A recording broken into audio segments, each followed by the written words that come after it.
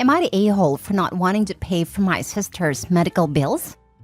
Original post. My parents had me at 16. They were both in high school.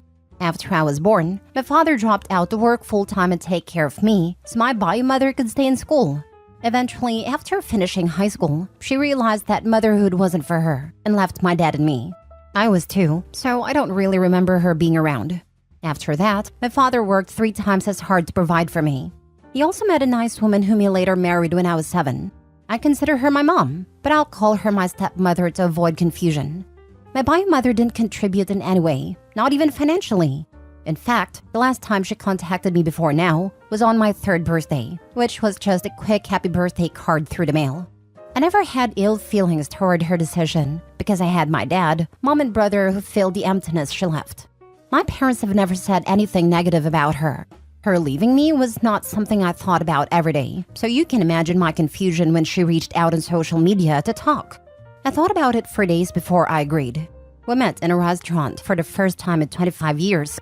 It was awkward, small talk at the beginning before we delved into why she left. My bio mother teared up while explaining why. She suffered from postpartum depression and felt trapped by a constant cycle, so she felt compelled to leave. She explained why she reached out and made it clear that she didn't leave because of me. Of course, I sympathized with her, as I saw my stepmom go through postpartum depression with my brother and saw how much it affected her.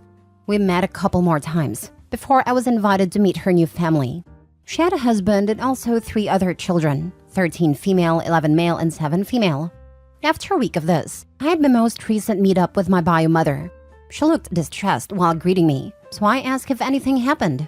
She then explained to me in a quick response that her oldest daughter, 13 female, has health issues.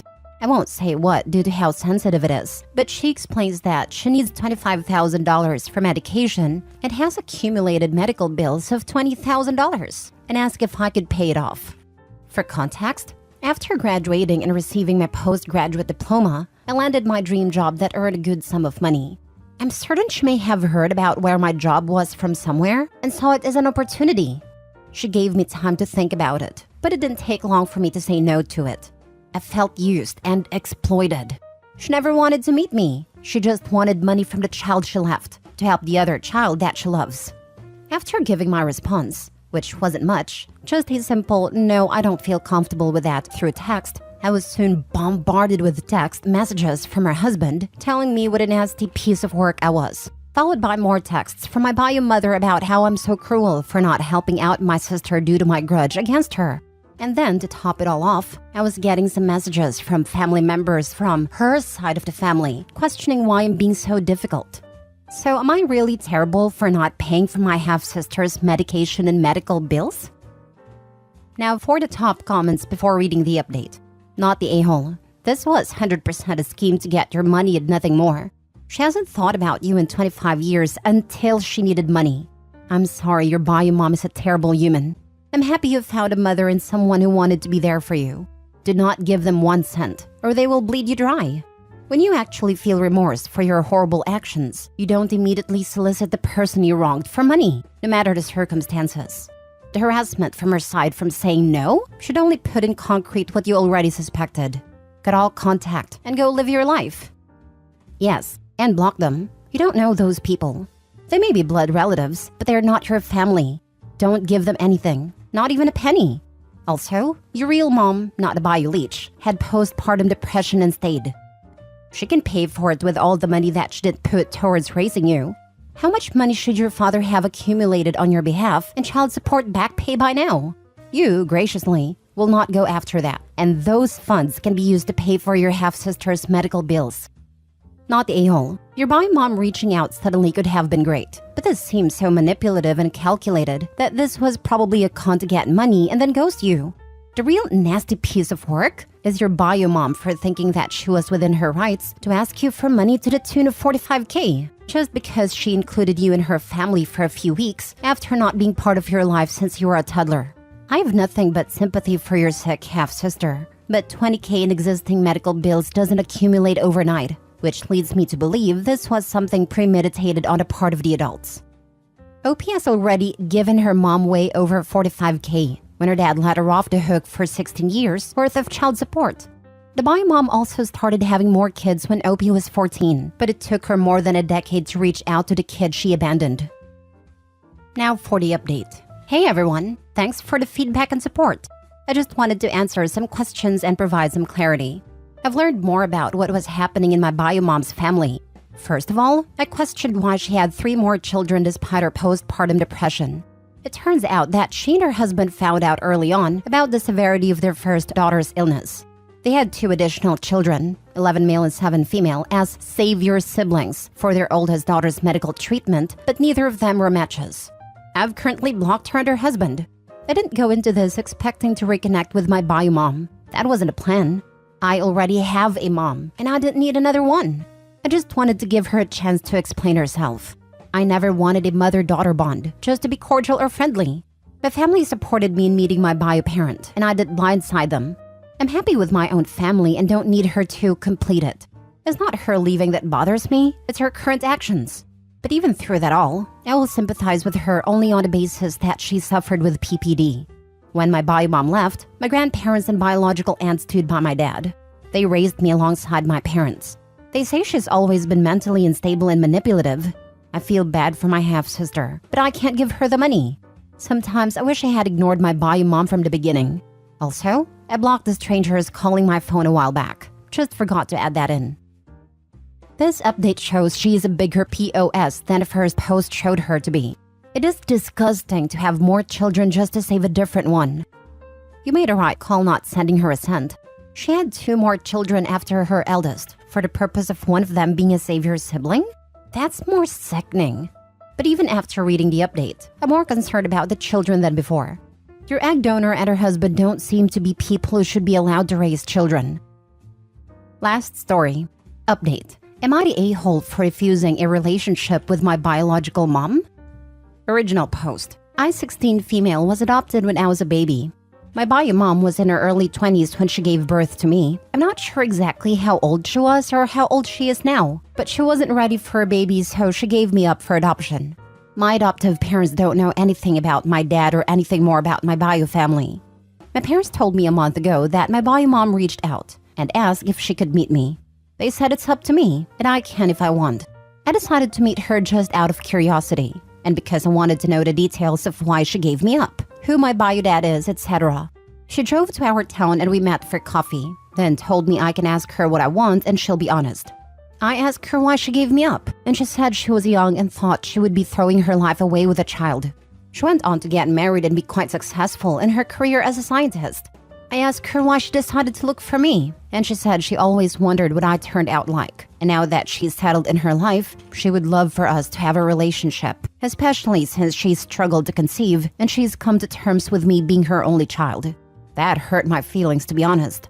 Like she only remembers that she has a child now that she can't have anymore? She probably wouldn't have even reached out if she didn't have trouble conceiving. She said she would like it if I could come over on breaks and stay with her and her husband.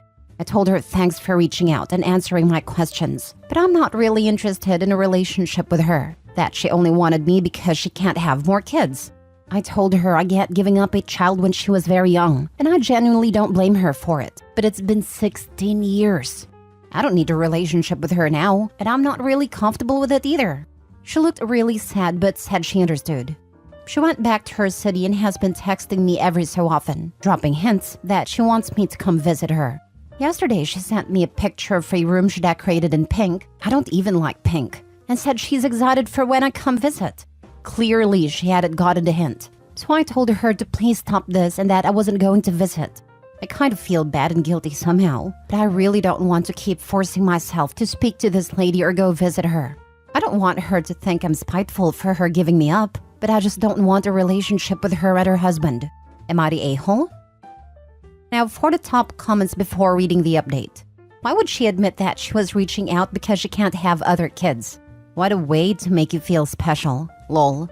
Not the a-hole. She made her choice and you're making yours. You don't blame her for her choices, and she can't blame you for yours. You shouldn't have to build a relationship with her if you don't want to, just because she'll be sad. Since I can't have any other children, I guess you'll do. Totally. And I didn't want the burden of a child while I focused on myself. But when I help fill this void I have now, I don't think the bio mom is malicious, just selfish and oblivious to her own actions.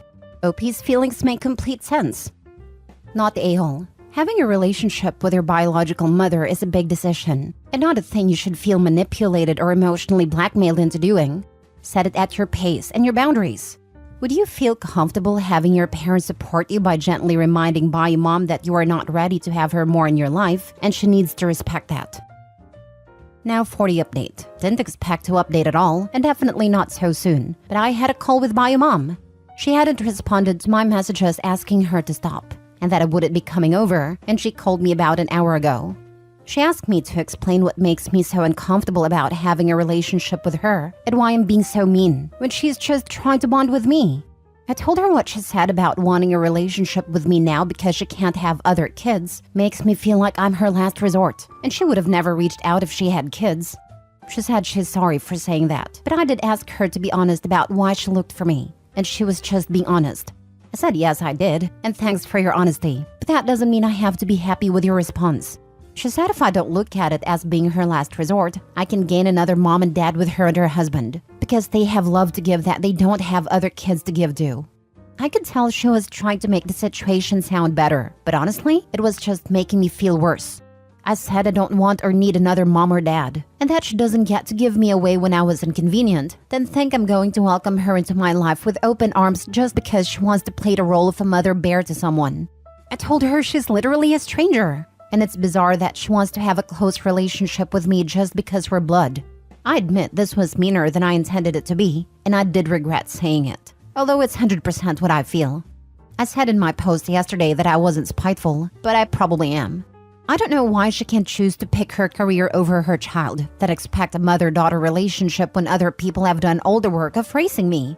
Don't get me wrong, I don't believe giving me up for adoption was easy for her at all. It couldn't have been. But she made a choice to further her career instead of raising me. Clearly, that choice has been the best one for us both, because she got the career she wanted, and I grew up in an amazing family with the best parents I could have asked for. So I don't really resent the outcome, but I resent the audacity she has to think we can just magically develop a mother-daughter bond because of her desires and despite my own.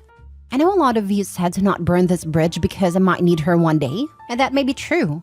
My feelings on this might change, but I don't think there's going to be a time where I think she handled this correctly and had my well-being at heart. This entire thing has felt like it was just about her and not even the slightest bit about me and what she thinks I need or want. After I said what I said, she said fine and that she won't contact me again. I told her I'm sorry for being harsh and I really don't want to be mean or cause her any hurt, but this is hard on me too.